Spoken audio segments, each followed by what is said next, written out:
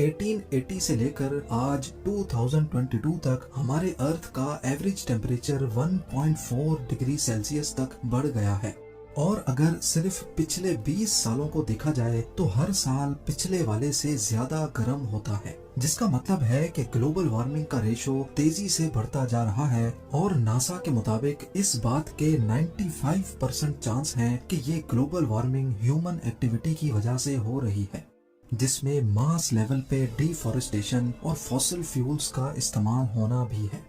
Fossil fuels के जलने की वजह से मुख्तलिफ गैसेस एटमॉस्फेयर में इकट्ठी होकर ग्रीन हाउस इफेक्ट पैदा कर देती हैं। अब इसके नतीजे में दुनिया भर में मौजूद बर्फ के ग्लेशियर्स आहिस्ता आहिस्ता मेल्ट होकर ओशंस का लेवल बढ़ा रहे हैं।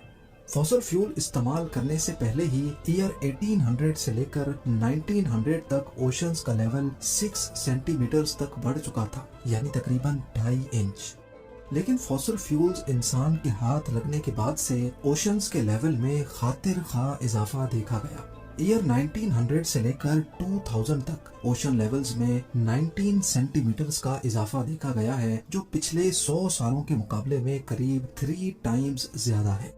इससे भी बुरी खबर ये है कि अगर ईयर 2000 से लेकर आज 2022 तक सिर्फ इन 22 सालों को देखा जाए तो ओशंस का लेवल पिछले 100 सालों के मुकाबले में डबल स्पीड से बढ़ रहा है।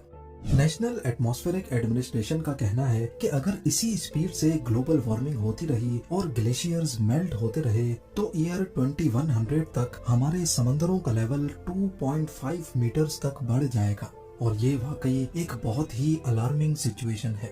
यानी ईयर 2100 तक वो कोस्टल सिटीज जो बिल्कुल समंदर के साथ लगी हुई हैं और जिनकी एलिवेशन भी सिर्फ 2.5 मीटर या उससे भी कम है, वो आधी से भी ज्यादा समंदर के अंदर होंगी। जैसा कि थाईलैंड का कैपिटल बैंकॉक, यहाँ की एवरेज ऊंचाई गल्फ ऑफ थाईलैंड से सिर्फ 1.5 मीटर ऊंची है। लिहाजा ईयर 2100 में बैंकॉक कुछ इस तरह दिखेगा। बांग्लादेश के कैपिटल ढाका में बुरी गंगा रिवर के किनारे अच्छी खासी आबादी पानी के अंदर होगी। अजरबैजान की बात की जाए तो बाकू का ज्यादातर कोस्टल एरिया पानी की नजर हो चुका होगा। सिंगापुर के आउटस्कर्ट्स में बने कई प्रोजेक्ट्स डूब जाएंगे, जिसमें सिंगापुर पोर्ट भी शामिल है। इसके अलावा नेदरलैंड्स के एम्स्टर्डम और रॉटरडैम समेत करीब आधे से ज्यादा मुल्क ही कमर जितने पानी के नीचे होगा। और मालदीव्स में मौजूद सारे आइलैंड्स और उनमें मौजूद रिजॉर्ट्स का तो नामो निशान भी नहीं रहेगा। यानी ईयर 2100 तक करीब 1.5 अरब लोगों को इन मकामात से हटकर कहीं और शिफ्ट होना पड़ेगा।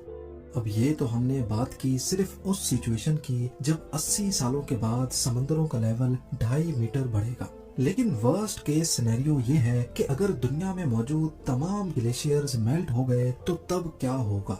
एक एस्टीमेट के मुताबिक अगर मेल्टिंग रेट इसी स्पीड से चलता रहा तो 5000 सालों के बाद पूरा ग्रीनलैंड, आर्कटिक रीजन, आइसलैंड और तमाम ग्लेशियर्स मेल्ट हो जाएंगे और इनकी वजह से हमारे ओशंस का लेवल 70 मीटर तक बढ़ जाएगा।